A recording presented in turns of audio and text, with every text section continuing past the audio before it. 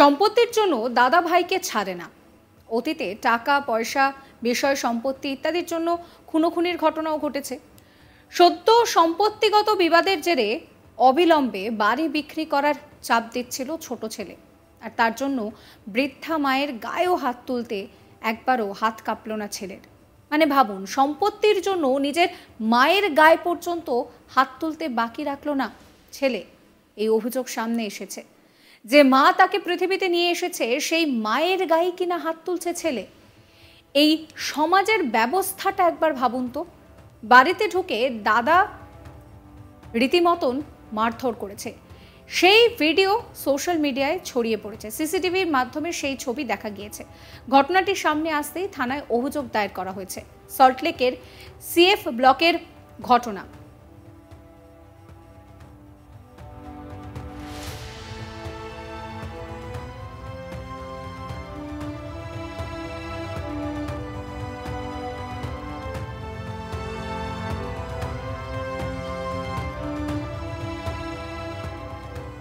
যার কথা বলছি তার বয়স প্রায় 87, নাম মিনতি মুখার্জি।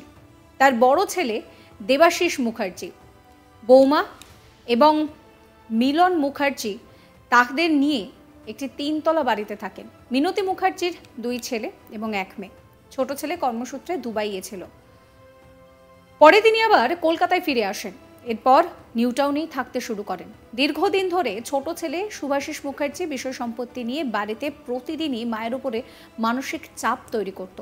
গত শনিবার 15 তারিখ 11টা নাগাদ শুভাশিস বাবু নিউ টাউনের বাড়ি থেকে সল্টলেকের বাড়িতে আসেন। বাড়ির গেট বন্ধ থাকায় ব্যাগে করে নিয়ে আসা হাতুড়ি দিয়ে বাড়ির গেট ভাঙা হয়। এরপর গেটের পাশে থাকা বিদ্যুতের মিটার বক্স ভাঙতে শুরু করেন। আওয়াজ পেয়ে বৃদ্ধা মা 100 নম্বরে ফোন করেন। আওয়াজ শুনে তার দাদা বৌদি তাকে বাধা দেওয়ার চেষ্টা করে।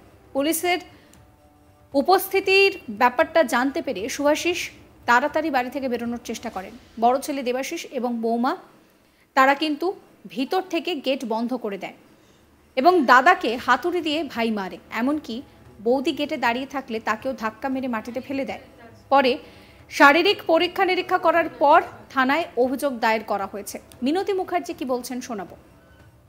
একদিন বসে আছি, দেখি যে একটা লোক ওয়ার্ড অফিসে কাজ করে, তার বউ বউ ছেলে মেয়ে নিয়ে সব নিয়ে এই সিঁড়িতে উঠছে। আমি বলছি কে কে কে কেউ যে আমরা একটু বলে থাকবো, বলে কে বলেছে থাকবে, বলে যে আমার ছোটো ছেলে করেছে, আমরা এখানে আমরা সে কি। তখন আমি চিৎকার করে উঠতে, ছোটো বড়ো ছেলে নিচে ছিল, ও উপরে উঠে আসলো, এসে তারপরে ও অনেক কথা বুঝিয়ে শুধিয়ে তাদেরকে বের করে দিল। তারপর আর একদিন ভাড়া নেওয়ার জন্য কয়েকজন ওখান থেকে এসে ডাকছে ওকে, এরকম ধরনের অত্যাচার করছে। বলেছে যে কে ভাড়া দেবে বলেছে, বাড়ি এখন সব কিছু ঠিক হয়নি। দিয়েছিল ঘরে এই যে আমি এখানে গিয়ে তালা দিয়ে আছে, ওখানে দাঁড়িয়ে আছে, খুলবো না, তুমি বাড়িতে কী করবো কেন বলো, আমি এই খাটের পর বসে আছি। ওই যে তাহলে তুই খোল খোল চিৎকার করছি, আমার যে কী হলো এরম করছে কেন, ছেলে এরম তো ছিল না।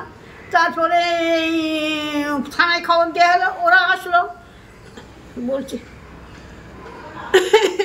ওরা আসলো, এসে পুলিশ বলে তালা খুলে দিন তা তারপরে বলে টলে ওকে দিয়ে তালা খুলে দিয়ে চলে গেল। আবার আর একদিন এসে এই দরজা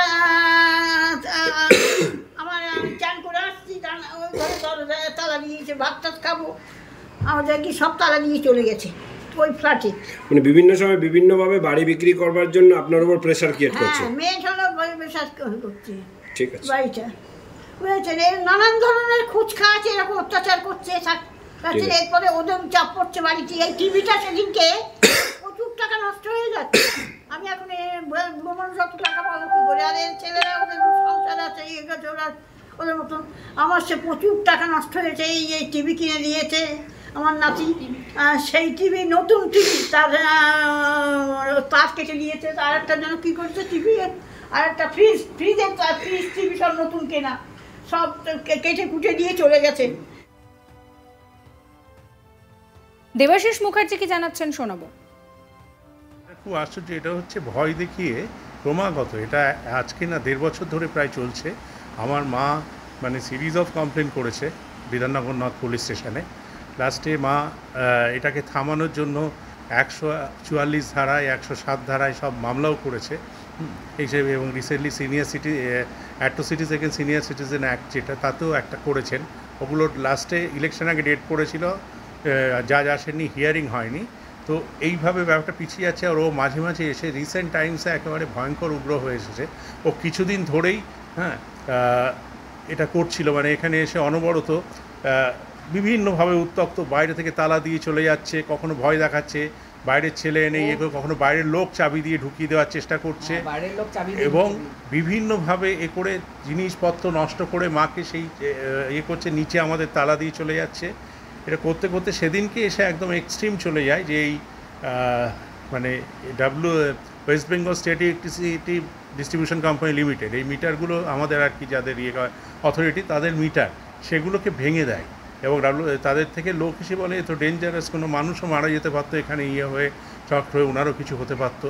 তারপরে ও যখন পালাতে যাচ্ছে, মা ততক্ষণে 100-তে ফোন করেছে, কারণ এই পুলিশ কিছুই করছে না। মা কত চিঠি দিয়েছে এটা নিয়ে বারবার করে মা বলেছে, ফোন করে আমি থানায় গিয়ে বলছি, বলে ফোন করে ওনাকে পাচ্ছি না, ফোন ধরেন না। কারণ তা কেউ ফোন না ধরলে সে যা খুশি, he will be at large, যা খুশি করে যেতে পারে। কোর্টে কেস পেন্ডিং আছে, বাড়ির উপর ইনজাংশন আছে, he has represented also, he will get his due share. কিন্তু ওর উদ্দেশ্য হচ্ছে যারা এই পুরো বাড়িটাকে বিক্রি করে দিতে হবে, ওর হাতে দিতে হবে, এবং ও তার জন্য outside element, he is threatening of bringing political influence and all this things. মানে যার জন্য রাজনীতির লোক কারা আর কি সেটা আমরা ঠিক জানি না, কিন্তু ও বলে এখানকার লোকাল পলিটিশিয়ানসদের সাথে ওর একটা কথা হয়েছে, ও সেটাই দেখাতে চাইছে। সেখানে বিভিন্ন সেই ধরনের লোকজনকে নিয়েও মাঝে মাঝে এসে বাড়িতে ঘুরে ভয় দেখানোর চেষ্টা করেছে। হ্যাঁ, তারই ঘনিষ্ঠ লোকজনকে নিয়ে এসেছিল। হ্যাঁ, তো এইখানে সেটা যদিও স্পষ্ট, তো তখন আমরা যখন বলি এটা ওর জায়গা না, ওইভাবে বিক্রি করতে পারে না, ভাড়া করতে দিতে পারে না, তারা অবশ্য চলে যায় আর কি। তারপরে তারা আসেনি, কিন্তু তারা মানে আমাকে চেনেন, সবাইকে বহুদিন ধরে এখানে আছি, কিন্তু তারা এই ব্যাপারে, এই বাড়ির বাসিন্দারা জানে না সে ভাড়া দেবে, সে বিক্রি করবে, তার নামে কিছু নেই। এটা মানে খুব অদ্ভুত ব্যাপার, কোনো কথা ছাড়া।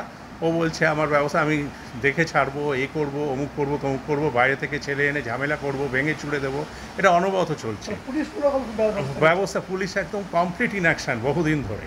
এত সিনিয়র, মার বয়স 87 বছর, প্রতিবার যখন আসে তখন একবার মানে মার দম বন্ধ হয়ে যাওয়ার মতো অবস্থা হয়।